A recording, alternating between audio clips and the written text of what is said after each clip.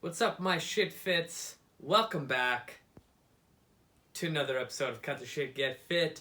I am your lovely host for Famatuszewski, and today I'm going solo, and unfortunately I am not in my car. I'm in my bedroom, on my bed, just hanging out, and I'm excited about today's episode because I feel like I haven't done a home episode in so long, and you're not gonna get distracted by people cutting me off in traffic, doing stupid shit. So I'm excited. And the fact that I'm gonna have my stats of the cities listening to my show. So, my number one, they were here last week out in the state of New York, a city called Dobbs Ferry. Shout out to everyone in Dobbs Ferry. Thank you for listening to my show. Number two, we have all the way in Australia, a city called Ferny Grove. Shout out to everyone in Australia listening to my show. That's super cool. And number three, pretty sure this is the first time ever for this country and city to be on my list, is the country of Hungary and the city of Budapest. Shout out to everyone in Budapest listening to my show. That is freaking awesome. So, today, what we're going to be talking about is this whole concept and phrase that I hear so many people say is, I eat pretty good.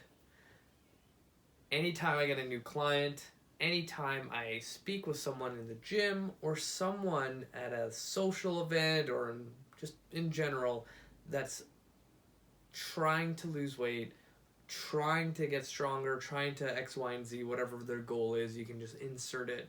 And then that gets followed by, I eat pretty good. So in my head, I'm like, okay, sure.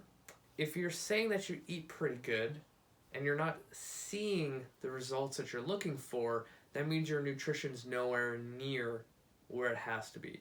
And I think people have this idea in their head that, nutrition is kind of easy.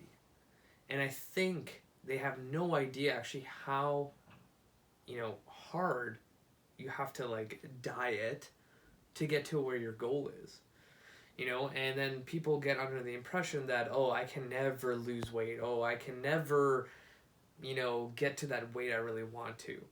But if you can truly say that you are, one, hitting the basics, which are, drinking 3 liters of water, you're eating protein at every single meal, you're eating vegetables at every single meal, and you're not eating shit all day. If you're at that point, can you honestly say that you eat at a calorie deficit, you eat, according to your macros that you are following online or your coach gave you or whatever you've researched online, and you're doing that day to day? And if the answer is yes, okay, and then let's go a little step further. Are you actually tracking your calories? Are you actually weighing every single morsel piece of food to actually get to those calories? I'm pretty sure a lot of people are going to say, no, I'm not doing that. Now let's take a step further. Have you done that for 3 months straight without any drinking, any cheating on your diet, again with air quotes? Probably not. This is what it takes to get there. Now, I'm not saying that everyone has to do it, but when people say I eat pretty good and they're not seeing the results they want to, and they've been saying that for years, then maybe those are the steps you need to take. Losing that last 10 pounds or losing the last 5 pounds all take a certain amount of effort. You're not going to just wake up one day, hope for the best, and just eat whatever is in front of you and weight is going to fall off. No, that's not how it works. How it works is actually meticulous planning for it, just like anything else in life. If you had a huge meeting at work, you're not going to just go in there and wing it. You're going to prepare for it. You're going to stay up the night before to read over your notes. You're going to look at your presentation. You're going to do this and this and this and this. So then when you go into that meeting, you're fully prepared and you look professional.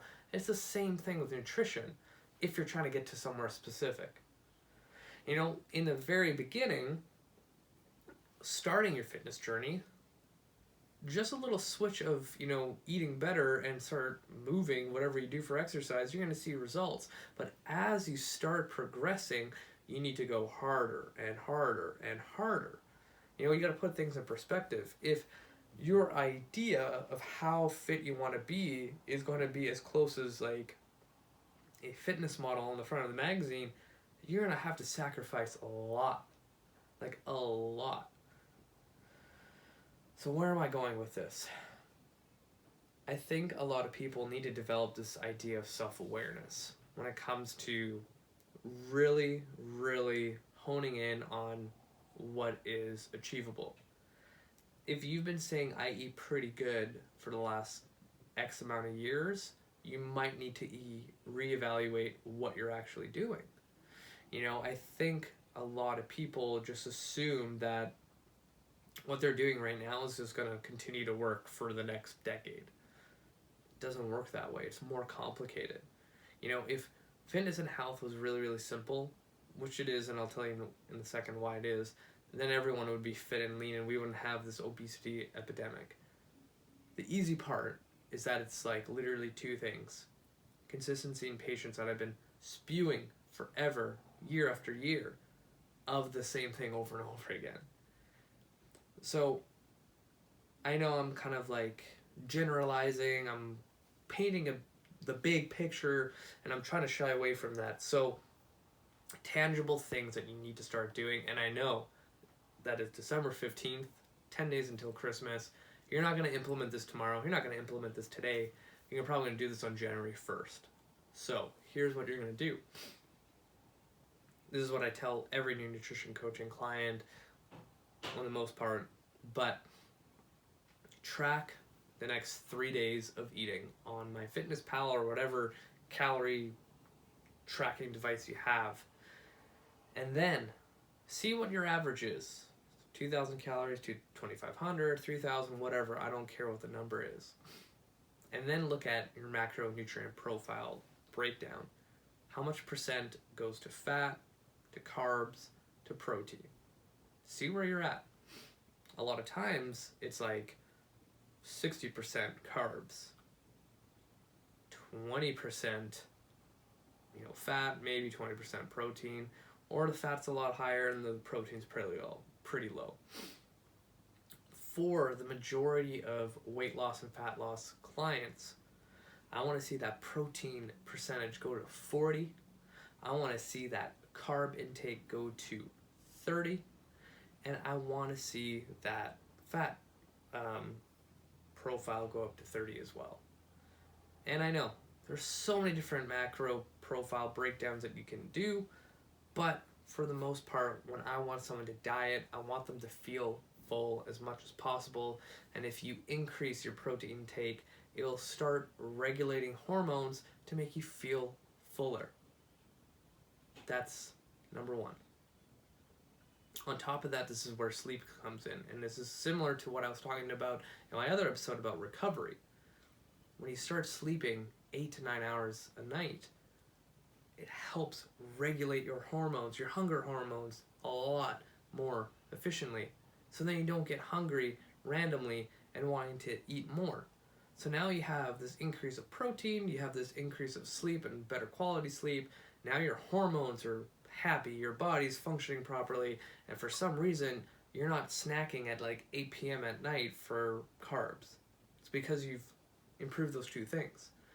Now that we have that out of the way, let's look at our calories. Whatever you're eating right now, subtract 200 to 300 calories and do that for 2 to 3 weeks. See how you feel, see what the scale says, see what your measurements say, see how your clothes fit. And on top of that, let's exercise minimum 3 days a week. In the perfect world, I would love to see people work out every single day of the week. Imagine doing 3 strength workouts and 2 metabolic conditioning, and maybe 2 days of like active recovery if you're going for a long walk with your dog. Maybe you are stretching, doing mobility work, whatever it is. That's a solid plan right there. Do that for 3 months straight. You saying, oh, I eat pretty good and weight's not coming off, this guaranteed is going to help you. But the missing key here is actually putting the work in. You know, January 1st is going to be a lot of people all gung-ho to change their lifestyle. But the sad thing is, after a couple days, it's just going to go down the drain. And I've seen maybe a percentage of people that I know, people that I've coached, that have actually, you know, went cold turkey and just changed everything, and they kept at it. And, you know, when I look at that percentage being so low, I'm like, there's no point. You might as well just start building habits. And this goes back into like habit-based nutrition, where you take one small facet of whatever health thing you want to accomplish and just start chipping away at it. So then by the end of the year, you accomplished a lot. You know, people always try to take on more than they can take. You know, they always want to do 10,000 different things. Like, everyone thinks that they're gonna lose weight, make more money, and like move into a bigger house, get a promotion, get a dog, have a new kid, like all at the same time. Like, I don't know where this comes from, but a lot of people, again, this goes back to what I said earlier, self-awareness. Like, sit down and like really evaluate your life. Do you actually have what it takes to put 110% effort into your fitness and health goals? Look at every professional athlete. When they retire, they gain a lot of weight.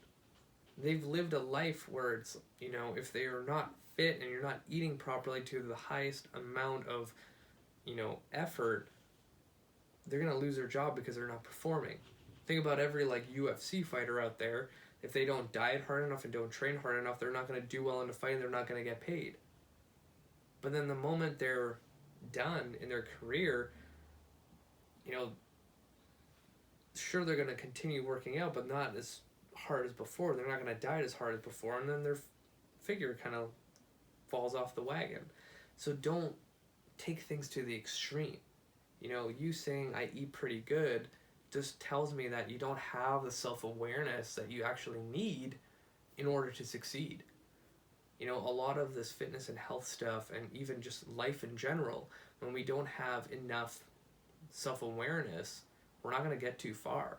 You might think you're the shit of whatever thing that you think you're good at, but everyone around you that has the self-awareness can see that from the mile away, that you're just blowing smoke up people's asses, right? Like, take a second to like reflect on your life and see where you're at when it comes to being realistic, and you'll be surprised how far in life you'll get, not only in fitness and health, but everything else, work, relationships, like everything. It all comes into one.